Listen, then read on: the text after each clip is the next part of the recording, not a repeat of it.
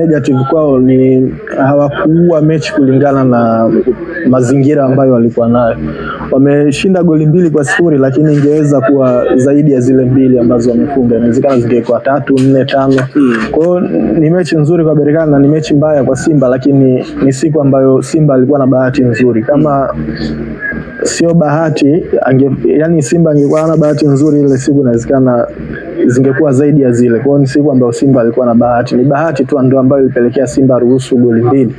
Lakini Berkane ukiangalia mechi zao nyingi, kwa mfano hata mechi ya nusu finali, kitu ambacho walimfanya Constantine, walimpiga 4-0. Zimewahi kuja pale timu imara Morocco, timu kama Stellenbosch walifungwa goli 5. Kwa hiyo ni uwanja ambao hata timu imara huwa zinapoteza kwa idadi kubwa ya magoli. Kwa hiyo ni bahati tu ndio ambayo ilifanya Simba kufungwa goli chache. Umetazama mechi Simba, kuna namna ambavyo nini kiliwaangusha dakika 45 kipindi cha kwanza? Kila kitu, sidhani kama kuna kitu ambacho walikuwa wanakifanya kwa usahihi. Walikuwa hamna kitu ambacho wanafanya kwa usahihi. Walikuwa wanapoteza mipira mara kwa mara kwenye eneo lao la hatari, recovering runs zao zilikuwa very slow. Kwa hiyo Berkane wakawa wanapata space za kuadhibu Simba mara kwa mara. Wangeweza kutoa adhabu zaidi ya zile goli 2. Simba hawakutengeneza chance yoyote, hawakuwa na umiliki mzuri wa mpira, walikuwa hawapress vizuri kuanzia juu, walikuwa hawalindi vizuri karibu na goli lao. Kwa hiyo hakuna chochote kizuri ambacho Simba walikuwa wanakifanya first half, hususan zile dakika 20-30. Ilikuwa ni game ambayo Berkane wameikamata mazima. Kila kitu ambacho walikuwa wanakifanya kilikuwa kinatokea kwa usahihi mkubwa sana, spaces zilikuwa zinafunguka mara kwa mara.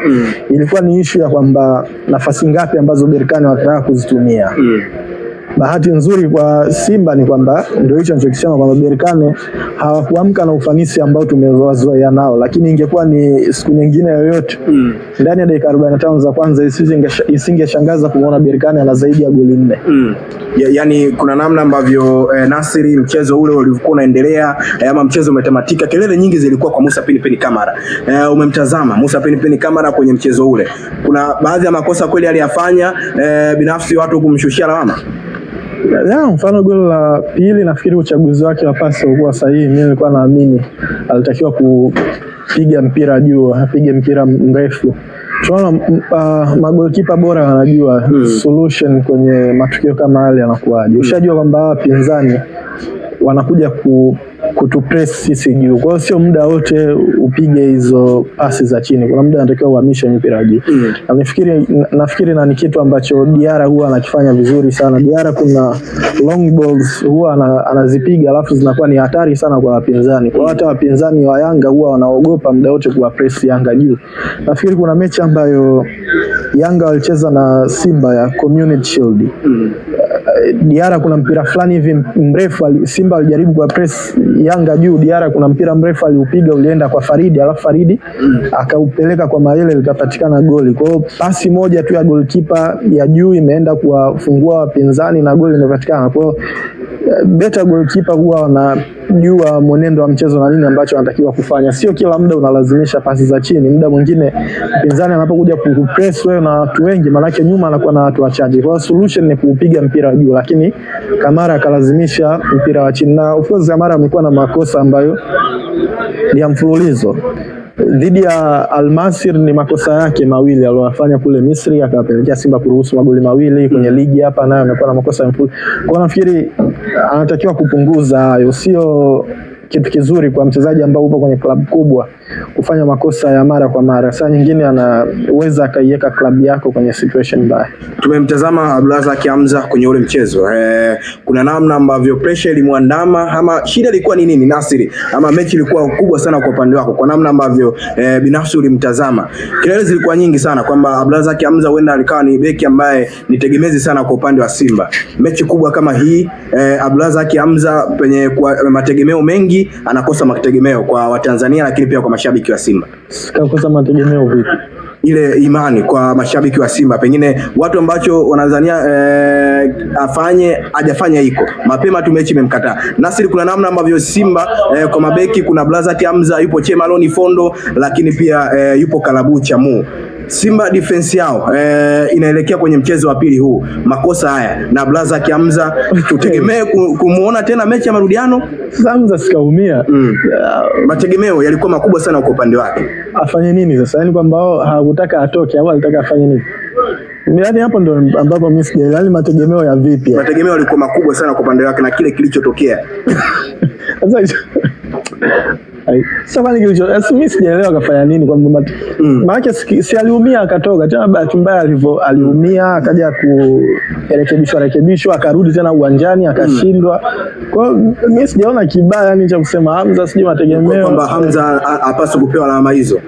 Watu ambazo wanampa kwamba wengine wanazungumzia kwamba alikimbia mechi, kwamba alijiumiza, maneno alikuwa mengi sana kwa upande wake. Maana ikakuuliza kiufundi zaidi kwamba Hamza pressure alimwandama. Unajua mashabiki huaga na tafsiri vitu kimemko sana. Juzi hapa kwenye ile mechi na Stellenbosch ya Zanzibar huwa aliumia lakini sub ziliisha, lazimika kucheza hapa. Ndio maana ameumia, alitakiwa atolewe na nini. Huyu kaumia akasema na ametolewa, alafu sasa mimi yani sioni hapo shida. Personal makosa ya Hamza yapo wapi kwamba yani kajifanyisha kuumia kakimbia. Nikakuuliza kiufundi zaidi kwamba Hamza pressure alimwandama kulingana kwamba ni mechi kubwa ya finali, kiufundi kwamba ambayo ikapelekea kukimbia au hapana? Binafsi kama yeye mchezaji kwamba huenda pressure alimwandama, kwamba maneno alikuwa mengi sana kwa upande wake. Hivi ni mlinzi gani wa Simba ambaye alifanya vizuri kwenye ile mechi? Kwenye ile mechi? Kwangu Kalabucha wewe ndiye alifanya vizuri. Na nafasi zile ambazo alizipata Berkane. Yaani unasemaje mlinzi kafanya vizuri wakati unasema mpinzani angekuwa na ufanisi ndani ya dakika 30 angeweza kuua hata chuma 4. Kwamba kiujumla defense ya Simba ikufanya vizuri. Unajua kilichotokea pale Morocco sio issue ya mchezaji mmoja, ni issue ya timu nzima, nini ambacho walikuwa wanaamua kufanya.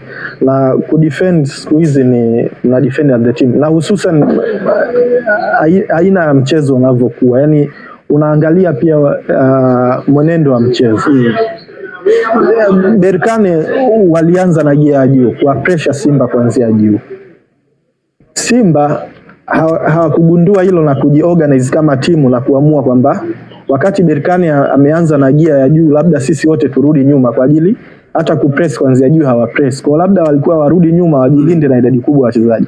Wao wakaamua kubaki vile vile na watu wawili nyuma, juu viungo wawili. Matokeo yake hata wakitaka kufanya ile build up ikana shirikana kwa ajili Berkane wana press na wachezaji wengi. Berkane muundo wao ni kwamba wana namba 10 wawili, wana wingers wawili, wachezaji 4 na bado wana mtu mmoja mbele pale ule Osama. Kwa hiyo ni watu 5 wanaenda kuwa press watu 4. Kwa hiyo unajua kabisa hapo atakaoshinda ni Berkane, lakini Simba kuadapt na hayo mazingira wakaendelea vile vile. Kwa mfano wao umenitajia sana Hamza. Ile goli la kwanza walofungwa Simba kosa ni la nani? Goli la kwanza ambao ulikuwa ni mpira wa kona. Kosa ni la nani? Hadi mchezaji anaenda kupiga free header, yule Kamara anapiga free header. Kosa la nani? Of course ni kosa la timu nzima, hawajajiorganize, hawajawasiliana kwamba huyu akae na nani, tulinde vipi. Yaani ni wamekaa tu pale, matokeo yake wamemwacha yule jamaa. Alafu cha kushangaza yule ndo mrefu zaidi ya wachezaji wote. Wamemwacha akiwa free, ameenda kupiga free header, ila ikubaliki. Na sio kosa la mchezaji mmoja, ni at the team natakiwa mjiorganize, kuwe na mawasiliano muda wote. Kwa Simba alichelewa kuingia mchezoni, na sio tu mechi dhidi ya Berkane. Hata ni baadhi ya mechi za ligi Simba wanaanza taratibu. Mfano mechi na KMC waliruhusu goli la mapema, mechi ya Mashujaa waliruhusu goli la mapema. Kwa hiyo wameenda na tabia hiyo ya kuanza game kwenye gia ya chini. Kwa hiyo kama dakika 20 hivi Simba hawakuwa mchezoni wote, yani sio mchezaji mmoja wote hawakuwa mchezoni yake. Ndio hivyo nafasi zikawa zinafunguka tu kwa Berkane. Hiyo ya Hamza kukimbia sijui kuumia, nafikiri daktari mzuri ni wewe mwenyewe. Yaani wewe mwenyewe unavyojiona. Yaani haiwezekani daktari akakwambia bwana wewe mzima huna malaria.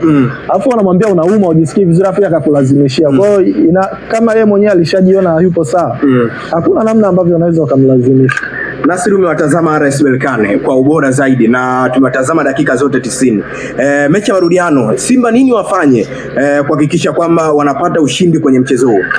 Wakapambane, hakuna njia nyingine. Jamaa washapata goli 2, mechi ambayo mpo nyumbani mna ulazima wa kupata magoli ili mpate chochote kitu.